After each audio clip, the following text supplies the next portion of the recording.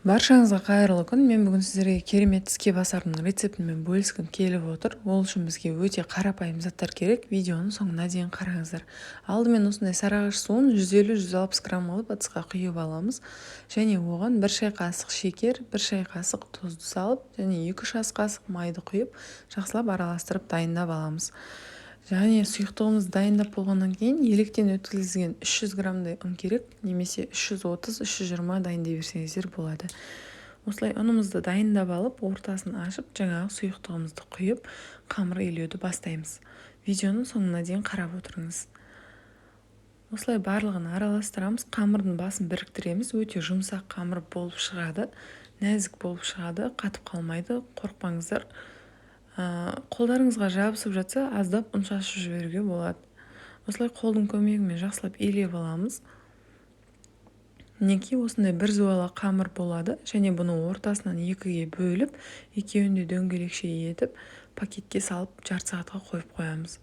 Жарты сағатта пакетте тұрса, қамыр тынып, июі қанып, өте әдемі болып, жылтыр болып шығады. Осылай салафандарға салып, ыдысқа салып қойып қоямыз. Енді біз арасына салатын салмамызды дайындап аламыз. Алдымен қызанақты осылай қатты жуан етпей, орташа көлемде кесіп аламыз, турап аламыз. Яғни дөңгелекше етіп, сырымызды, колбасамызды дайындап қоямыз.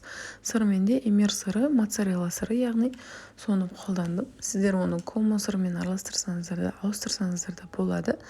Осылай бірінші қамырымызды жақсылап жайып аламыз. Қатты жұқа етіп жібермейміз. Тек шетін ғана жайып, солай қамырды үлкейтеміз. Осылай дөңгелекше етіп жайып алып, дайындап аламыз. Менің қамырым дайын болып қалды. Сіздерге видео ұнап жатса, менің каналыма тіркеліп қоюды және комментарий қалдыруды ұмытпаңыз. Мінекей қамырымыз дайын болды. Екінші қамырды дәл осылай жайып, колбасаларымызды осылай бірінші қойып аламыз. Барлығын қойып дайындап шығып, бетіне жаңағы сырымызды қоямыз. Естеріңізде болсын, сыр эмир сырының моцарелла сыры. Осылай үстіне қызанақтарымызды қоямыз. Барлығын ретімен осылай әдемілеп қойып шығамыз. Және бетін екінші қамырмен жауамыз.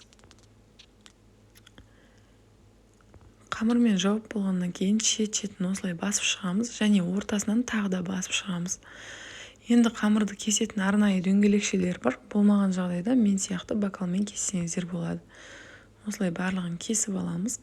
Және кесіп алынған қамырды да алып, оның да шет-шетін қайтадан басып шығамыз. Осылай барлығын дайындап аламыз. Өте әдемі болып шығады. Жақсылап бекіте беріңіздер. Себебі қуырған кезде шығып кетуі мүмкін. Осылай істеп аламыз. Ал қалған қамырды кесіп қуырып жіберсеңіздер, балдарыңыз жеп қояды. Ол да қытырлақ болып шығады. Осылай алдымен ыдысқа майымызды құйып, газға қыздырып аламыз. Міндетті түрде қызып тұру керек. Жаймен осылай салып, қызарғанша, екі шет қызарғанша қуырып аламыз. Мінекей менікі дайын болып қалды. Кішкентай пиццалар деп атадым мен бұны. Және қуырылған пицца. Міндетті түрде жасап көріңіздер, өте оңай. Мінекей осындай әдемі болып шығады. Жегенге де өте сүйкімді.